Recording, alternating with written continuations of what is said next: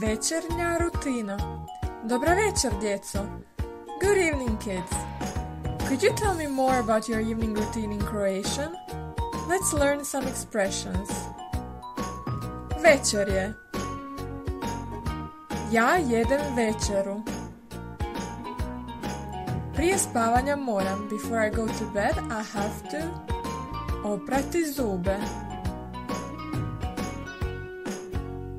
Umiti se. I have to wash my face.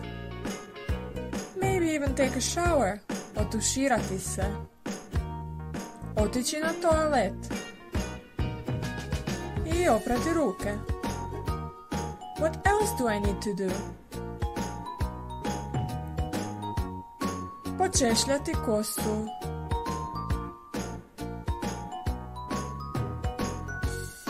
Moram obući pidžamu.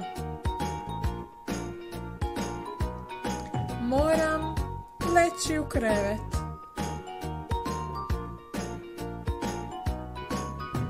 Maybe even read a story. Pročitati priču. Say my prayers. Pomoliti se. And turn off the light. Ugasiti svjetlo. And that's it. Laku noć. Knock knock. You're not really sleeping, are you? I suppose you are at school. So let's play charades. Pick a picture and act it out in front of your schoolmates. They have to guess the expression in Croatian. Have fun!